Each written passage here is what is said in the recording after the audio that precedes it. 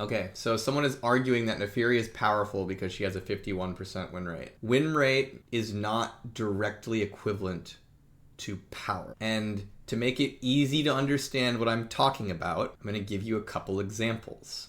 Example number 1. When BRIAR came out, she had a 36% win rate. Question for all of you. Was BRIAR balanced on release?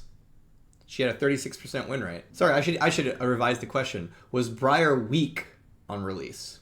She had a 36% win rate. She was actually a little overpowered. But that's weird. Her win rate was 36. That's the weakest champion in the game. Well, it turns out that people didn't know how to play her. When a new champion comes out, people don't know how to play them, so they lose a lot of games. And then when they get better at the game and better at the champion's win rate goes up. You might be like, well, that's a dumb example. Of course, their character's win rate goes up and people get better at them. But the reason I'm using an example like that is to make it like pretty clear that just because a win rate exists does not mean that character is powerful or weak. Like, win rate is an indicator of power. You can use it to think about power and try to understand a character's power. But just because a character wins more than 50% of their games does not mean they are a strong champion. And just because a character wins less than 50% of their games does not mean they are a weak champion. It can mean that, but your argument can't stop at win rate. You can't just be like, this character has a 50% win rate, they're fine, they're balanced, they're powerful. You can't just be, this character has 49% win rate, they're trash, they're weak, they need buffs, right? There's so much more to it than that. Here's another question, since we're talking about NAAFIRI. Before we buffed NAAFIRI in a recent patch, which I'm assuming these questions are coming for. Also, I see you all flaming each other in chat, and if you keep flaming each other, you're getting timeout. So please don't do that. But anyways, before we buffed NAAFIRI, here's something that was true about her. NAAFIRI had a 50.5% win rate before we buffed her. You know who also had a 55% win rate? AHRI and SYLAS. So my question to you is, if you put NAAFIRI next to AHRI, and you put NAAFIRI next to SYLAS, and you give all of them the exact same win rate, my question for you is, are they the same power level? Are they equally viable? Are they equally powerful in League of Legends? Personally, I would argue that if NAAFIRI ever has the same win rate to a brain shut down. Personally, I would argue that if NAAFIRI ever has the exact same win rate as AHRI or SYLAS, NAAFIRI is either very weak or AHRI/SYLAS is very strong. It is one of those two things going on. And the reason for that is NAAFIRI is not nearly as versatile or high skill cap as AHRI and SYLAS. NAAFIRI has significantly less situations where she can like look at that situation and be like, I'm going to come out on top if I outplay here. That's by design. And then on top of that, NAAFIRI, just her skill cap is lower than a character like AHRI and SYLAS, such that like I would argue if AHRI and SYLAS and NAAFIRI are all winning the same amount of games, it probably means one of those characters' tuning is off. So the advocacy I have here is when you were talking about win rate, try to think a little bit more about what it means. Because while win rate does represent power, the exact same character at a higher or lower win rate can be differently powerful, right? Like if JINX has a 50% win rate and JINX has a 46% win rate, yeah, 50% JINX is probably stronger than 46% JINX.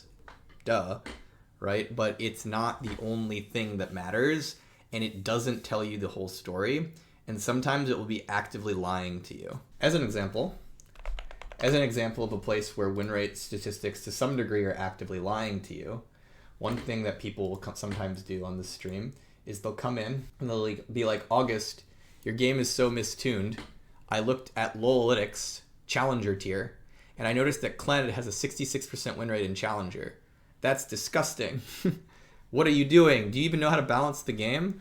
And I noticed that Sejuani has a 43.5% win rate. Clearly the worst champ in the game. We need to buff her, right? But it's like, this is an example of like all the different ways you can interpret stats poorly, right? Like, so here's this, for starters, KLED has 160 games in Challenger on this patch. Kale has 117. Here's another one. The vast majority of champions in Challenger have above a 50% win rate because it turns out that Challenger players are a lot better than the people they tend to be queued against, because you know challengers are going to be matched with grandmasters and diamond and master players, not diamond players, right? And so mainly saying that like you gotta try to like give a bit deeper of an analysis of your data when you're thinking about things like win rate, because you can't just look at a win rate site and know exactly what that means. You have to be able to interpret it a bit better than that.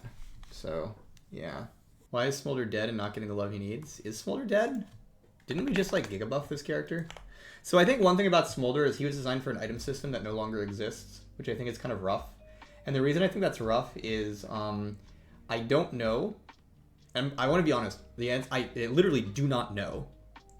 I could be wrong, I could be right, I do not know. But specifically, I don't know if Smolder has items that feel good on him. Because the character's got a lot of like different scalings in his kit. He's got crit scaling, he's got sheen scaling, he's got all these different types of scaling. But like, I don't know if he looks at Trinity Force and thinks that item is for me, like Ezreal does. I don't know if he looks, or perfect for me. I don't know if he looks at crit items and thinks those items are perfect for me. I don't know if he thinks looks at like items like Spear of Sojin, honestly, and thinks those are perfect for me. And so a worry I would have with Smolder is basically like, he was personally designed for old Essence Reaver, honestly. And now that that item doesn't exist, like, there's a reason Ezreal doesn't have crit scaling on his kit. And that's because Ezreal has this bruiser build he's allowed to build and enjoy, right? Whereas Smolder has like all these different scalings, but there aren't the combo items that exist anymore, like old Essence Reaver, to really tie those scalings together. So I'm not saying he's in a bad spot. I just straight up do not know. But it's a question in my mind of like, does Smolder look at the item system and have a number of items that he looks at and says, those items are perfect for me, those items feel so good on me, those are items that are exactly what I want? And I feel like the answer might be he might not have that. Why is Smolder so weak? Personally, I think we should buff him. Smolder has a very classic thing that happens when a number of new champions run into this. When a new champion comes out and is in pro play, we typically nerf it very hard. And then it typically takes a while for us to rebuff it because of the danger of it being in pro play, basically. Players get kind of mad when a new character is in pro. And so if a new character comes out and takes over pro, there usually has to be like a cooling off period after the character gets nerfed out of pro, where it's like, okay, now we can actually buff this character because, hey, it turns out it's not a long-term pro problem. And the reason you need that cooling off period is sometimes it can backfire, right? Like Zeri came out, nerfed her out of pro, was like, okay, she's fine now, rebuffed her, went right back into being permanently in pro, and then eventually had to rework her, right? Like, and so you do have to be very careful with a character who's in pro that might show up. In Smolder's case, my guess is he just came out and was kind of OP. We nerfed him pretty hard, preventing him from being OP, and then it's just taking a bit for him to get back to where he was. Additionally, Smolder has an issue that doesn't make a lot of sense with the item system, especially once we've changed it. And so Smolder has this thing where he probably needs just more follow-up in terms of how he works with items and what items he makes sense with, especially given the new world of what AD carries can purchase and interact with.